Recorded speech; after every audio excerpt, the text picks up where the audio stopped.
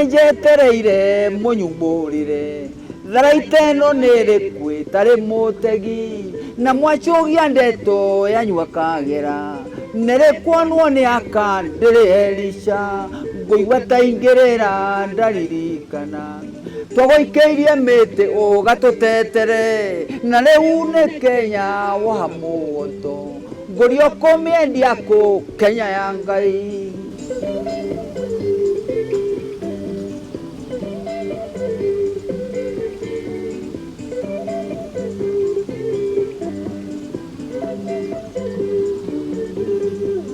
Murata yota ngeringwo nitha ni ciana na thuri ona tumia korwo ware Nairobi hindi ya power no menyo thamaki ni wa Ngai ngurio thamaki uyu umukinyite ku na gutiri ungetha makata Ngai mbia more nacio na ithaka nene. The sweet sounds of Joseph Kamaru, a man who needs little or no introduction. In fact, if there ever was a James Brown, this is Kenya's James Brown. A lot of people refer to him as the Jim Reeves. I think he's more the godfather of Kenyan music. He's been playing for more than 4 decades, and he hasn't stopped. This past Friday just celebrated 70 years. And if you were at the carnival this past Friday, you would have known that the entire city of Nairobi and a lot of Central Province was no doubt gathered at the venue to celebrate the birthday of a true Kenyan musical icon. That's what Capital Talk is about all this week, and who better to begin with than a man who started as a nanny, bought his first guitar. The rest, as they say, is history. More than 1,000 songs composed since then, still going strong. Joseph Kamaru, the godfather, is on the bench on this Monday. So, it was incredible at Carnival. How did you feel when you walked on stage and saw all those people who had come to see you? Let me say, before I comment on how do I feel, first of all, let me congratulate everybody who managed to come there.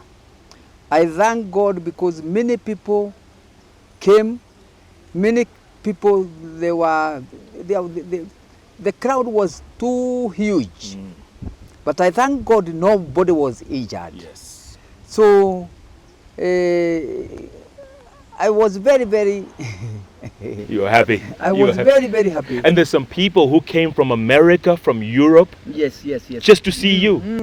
I remember about 2-3 women. They told me to sign on their ticket so that they will be remembering whatever. They came all the way from America. Not only that, there is another woman who cancelled her flight to UK. Yes. to come and watch. Kamaru, when you look back on this career you've had, and it's been an incredible career. Yes. How do you feel? Do you feel God sent you here for a reason? Is that how you feel? What? Not to feel. I believe Kamaru was very, very much gifted. And I feel instead of getting pride, because most of we musicians, once you sing 1 or 2 songs, it hits the market, you start. So I always thank God because the gift which is in me, I am even not unable to explain. Yes. But what I believe is that Kamaru was given to Kenyans, Kamaru was given to Kikuyu, Ebu and Meru to entertain them, not only entertaining, but also to educate them. Yes. Yeah. And to bring them together, Kamaru, especially in this day and time of Mungiki and all the madness and the mayhem. We need Kamaru to bring these people together. Yeah. What do you think? Yeah. I think it is possible, because you remember during our time when I first recorded my first song in May 1965. Uthoni wa mbathine ndiraiguire makiaria thoko-ini karatina ucio ni sherina wanyina na terethi.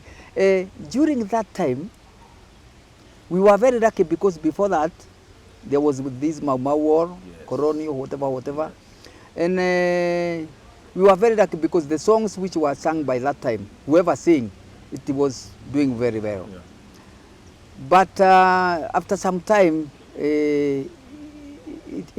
many people come to the market, and by that time there was no piracy.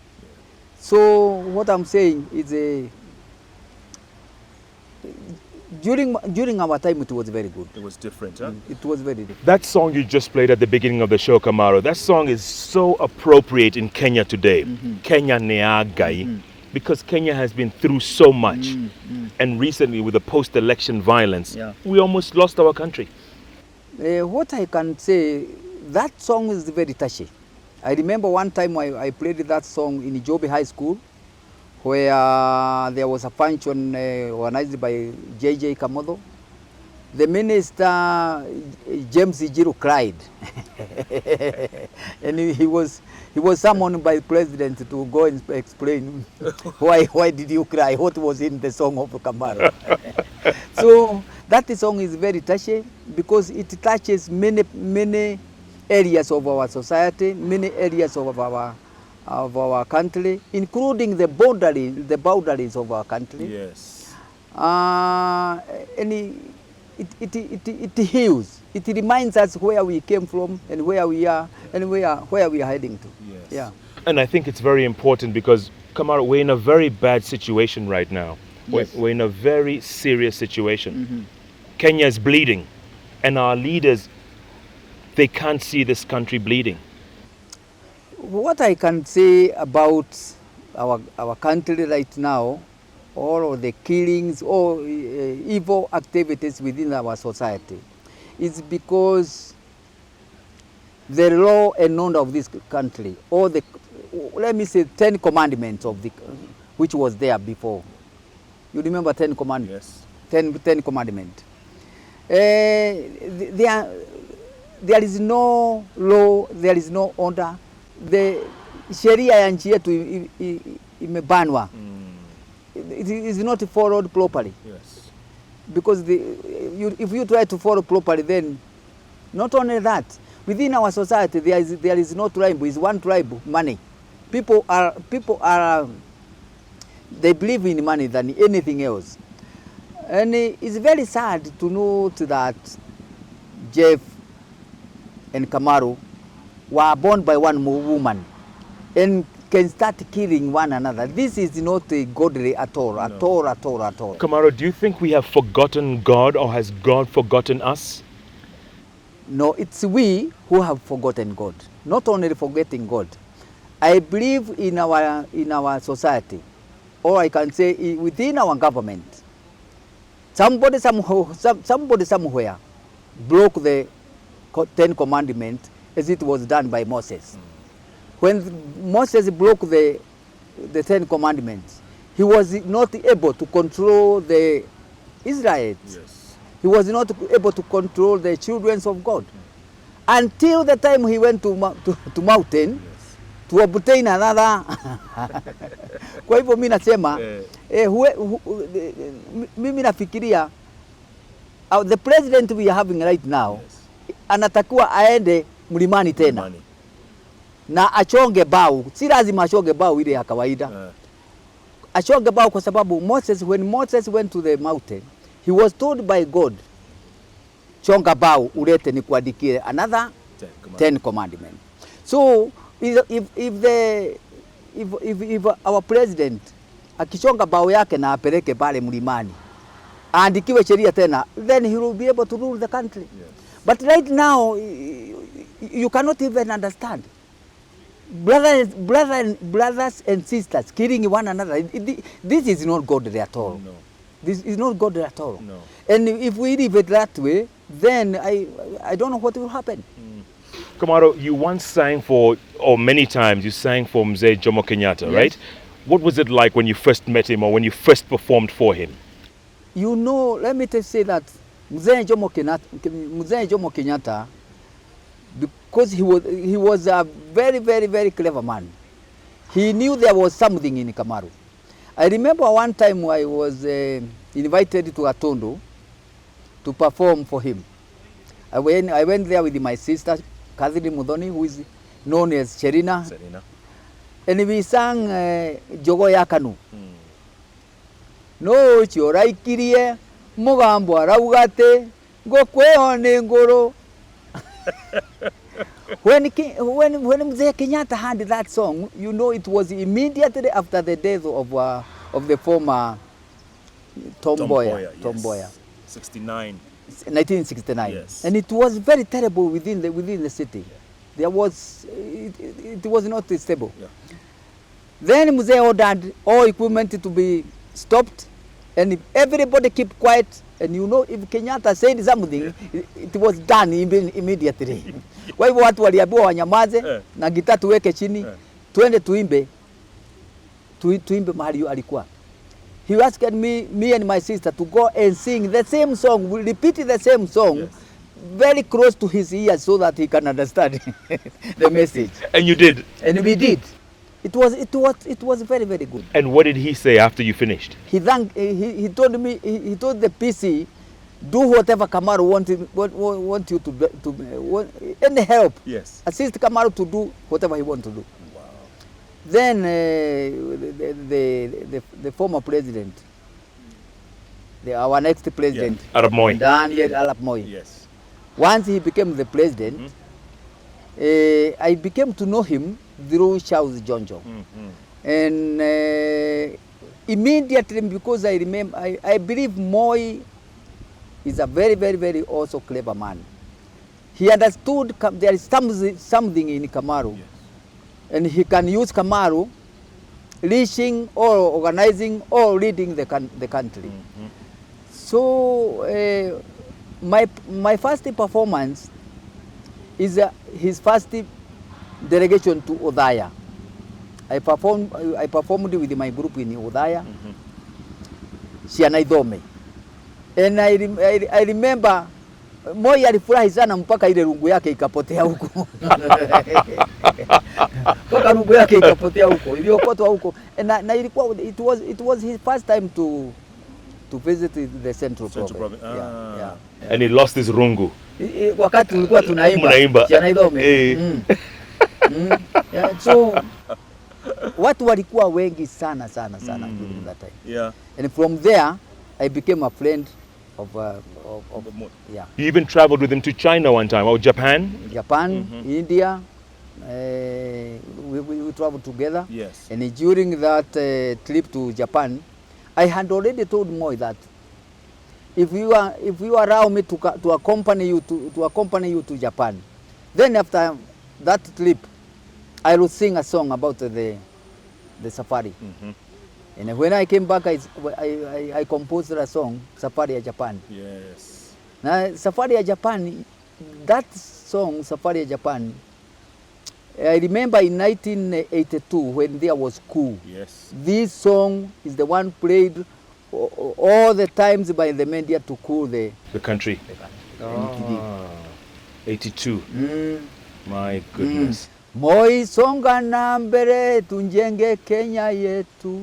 Safari ya Japani tuliheshimiwa. Moi songa na mbele tunjenge Kenya yetu. Safari ya mizinga 24 ililia kuonyesha heshima ya Kenya. Moi songa na mbele. Agekeria mu. Come on, we're going to take a break, come back and find out why you haven't performed for the current president. Why isn't you haven't done that? Because this is the time the country needs this kind of healing, and you haven't been invited. But first, we'll take a break.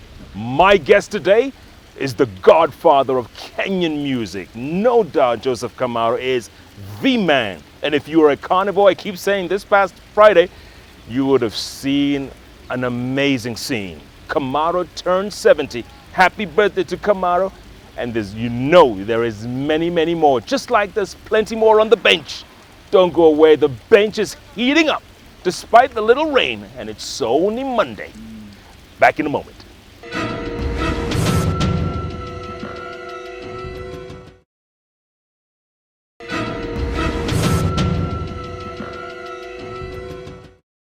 Welcome back to Capital Talk. All this week, it's all about musical icons. And who better to begin with than the Godfather himself. Joseph Kamaru just turned 70 years old. He's still singing those songs and he's remembering what he calls the good old days. He performed for both Presidents Kenyatta and Moi. Still waiting for that invitation from State House. So, Kamaru, how come you haven't been invited to perform for the president? Let me say, it's because the time has never come. If the time comes, then I am sure I will be able to entertain the president. Are you ready to go? Because yes, I am. Not only being ready to go. It's biblical. It's godly. A president or a king to be entertained. Unakumbuka wa viongozi wa zamani.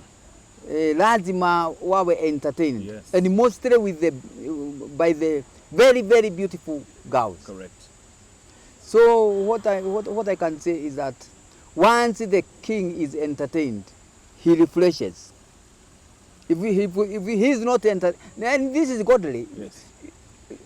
Hata si kupembeleza, mfalme apende asipende lazima awe entertained. Lazima. Na akiwa awe entertained na wale watu ambao wanaelewa, especially beautiful girls. Yes. And through the message of the songs, the king lazima refresh. Absolutely. Come on, a lot of people want to know, despite your career and you've written more than 1,000 songs, one day you woke up and people heard you were saved. Yes. How did that happen? I got saved 1993, April, and it was not very easy, Kamaru, to get saved. But I remembered many songs I sang about the MPs, the ministers, especially during campaign. Yes. I used to compose songs for a certain particular candidate, and I was paid a lot of money. Not only that, even accompanying, going together with the president of this country, kutoka hapa mpaka Japan, India na Rome na kwingineko. You know, even I have taken tea together with the Bush in America. You have? I have. I went to America in 1989. Yes. So when I gathered all these good things, good times, I asked myself, because of praising the first president, praising the second president, praising so and so, minister Fulani, a certain minister, praising, even praise, you know, even some people, they were paying me money so that I can sing for them. Mm-hmm. I can compose a song related to their family. Right. I can compose a song related to their wedding. So I asked myself, because of the way I sing, because of the way I praise people, I have this, I have that, I have this. That's where I am. Then I asked myself, if I praise God who created me, the God is the creator of heaven and earth, where can he take me? To Japan? To America? To Europe? Yeah. Then I could not get the answer. And I decided from there on, I will be singing for him. I will be singing the song to praise him, so that he can do better things than a human being. Was that difficult? You said it was very difficult, Kamaru, because people were used to you singing about everything else, relationships, this person, that person, all kinds of situations. Did people accept the new Kamaru after that? No, not really. Not really, and not really, because, you know, once I got saved and I composed it about, I have now about 7 to 10 albums of gospel. Mm-hmm. But to be frank, they are not doing well than the original ones, than the secular ones. Yes. But that one does not mean that they are not good. The songs are very good. Yes. And even the other songs, they are also good because there is when there is songs to spiritual songs and physical songs. Yes. What I'm trying to say is that kuna nyimbo zile ambazo zinasaidia mtu kama yule hajaokoka kumsaidia, kumujenga, kumueducate, kumuelimisha, na kuna nyimbo zile kama hizi za gospel. Sio watu wengi sana wanataka sana kusaidiwa spiritually. For example, right now, as I have mentioned there earlier, is that within our society there is evil activities happening here and there. And if you try to explain somebody about why the evil activities are there, and according to me, I believe it's because we have not given God a chance. We have not given God to intervene, so that because the problems which we are facing within our society, it doesn't need money. Hatuhitaji buduki, hatuhitaji risasi ama matia ngasi ndio iishe. We just need the word of God.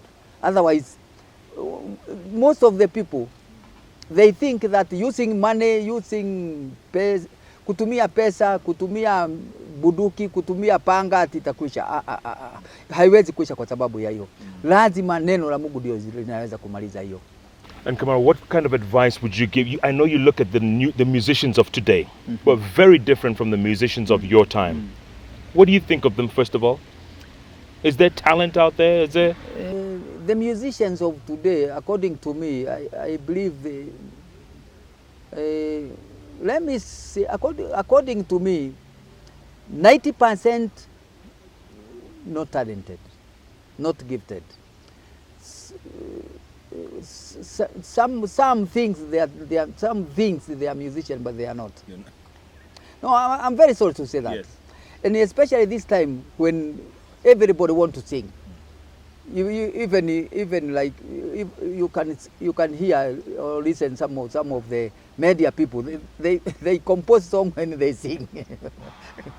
So what I'm saying, to become a musician of our time is very hard. And especially this time there is piracy. Nobody is caring about it.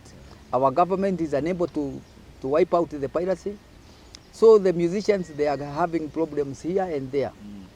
And for example, right now, what I can say is if there could be, if it was possible for our government to set out an academy to teach girls and boys how to play guitar, how to play accordion, how to play keyboard.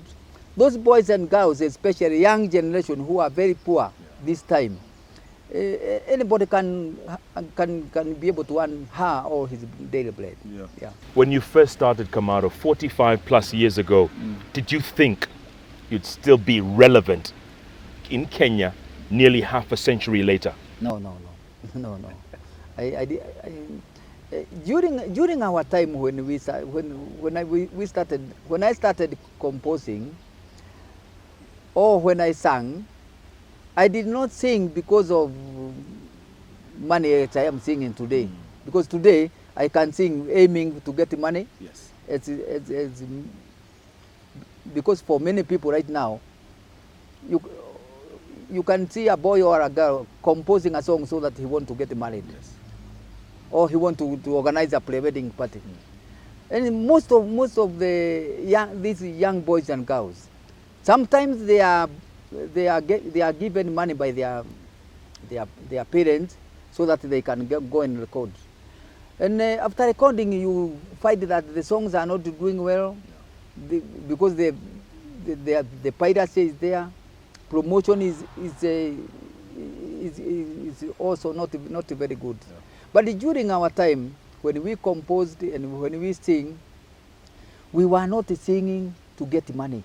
We were not singing to be big people, but we sang because we had to. We had to sing. Yani ilikuwa ni kama mzigo, lazima ugeimba. Whoever was, because there was no activities during our time, kwa sababu ya ile vita ilikuwa kwa ya Mau Mau. Na mbele wakati huo Kikuyu alikuwa hawezi kuongea, huwezi kucheza, huwezi kupiga duru. Wakati tulipata mwanya tu wa kurekodi, ukapata kila mtu akiingia anauliza kuna ingine iko. Hakuna. Hey. What more can we look forward to, Kamaru? The next phase of Kamaru, what can we look forward to? Are there many more songs coming? What I can say, God willing, I will be totally a different Kamaru than any other time before. Because right now I remember there is some of the songs which were sung during I think 1940s of young boys and girls. Yeah. I have already composed those songs and I'm going to put them together because I want to challenge the youth. You know the youth, they are composing songs.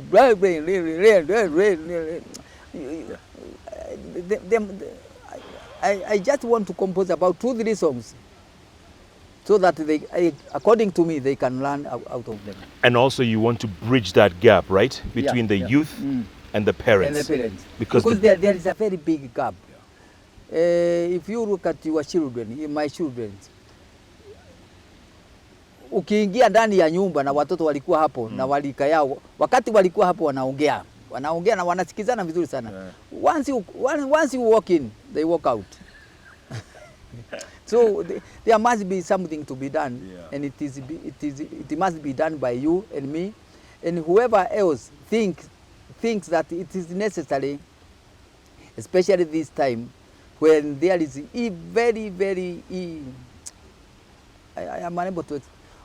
There is a lot of evil activities within our society. Raping, killing, so especially kama sasa hawa vijana wa Mungiki. Hawa vijana wanatakiwa waitwe. Na kwa sababu wakiitwa wanafikiria wanaweza kuitwa wapigwe risasi kwa sababu imekuwa ikifanyika namna hiyo. Waitwe, wakalishwe chini, waulizwe mnataka nini na mlikuwa mnafikiria nini. They are human beings.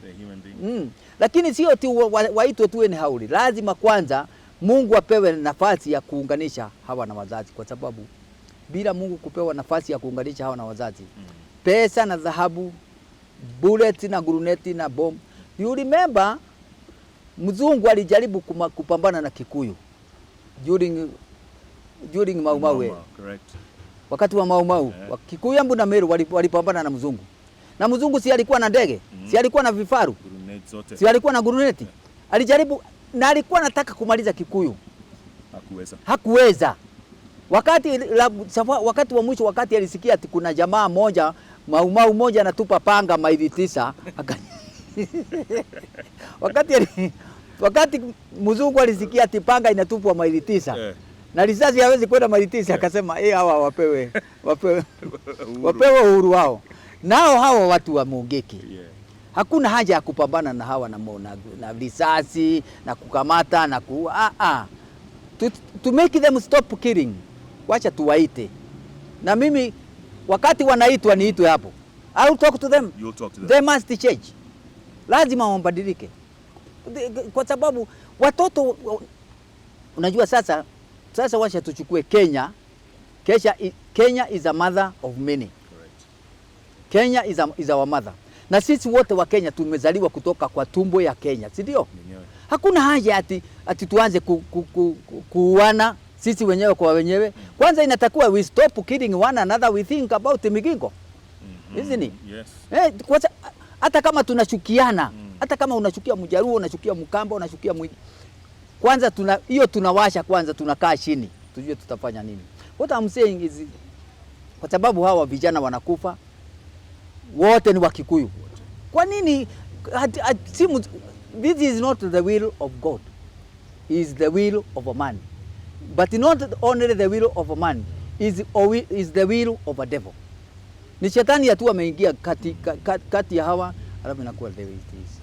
Kamaru, keep fighting and keep composing, and congratulations and happy birthday. Happy birthday. Well done, well done. Thank you very much. The godfather of Kenyan music, Joseph Kamaru, calls it like he sees it. He wants to talk to the youth. He says there's a disconnect. He wants to bridge the gap. He's been bridging the gap for the last 4.5 decades, and he's not stopping. He is, no doubt, Kenya's musical icon, the legend, the godfather of Kenyan music, Joseph Kamaru, calling it on a Monday on the bench. Come rain or shine, the bench is heating up. You cannot get these kinds of guests anywhere else. And if you were at Carnival on Friday and came over to thank us and congratulate us, you know who you are.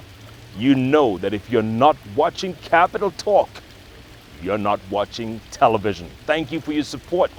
And you can only get this kind of stuff right here on the award-winning station, K24, where we are. All Kenyan, all the times.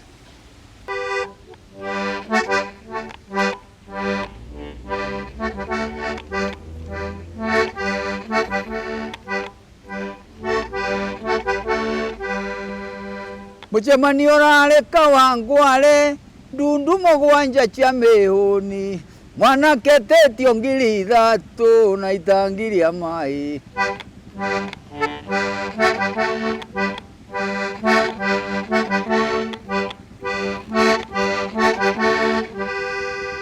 mwana wakumana chukuru itangili ya mai ya korutaku na ng'ombe igere chiangire ndiye kabago ikarogo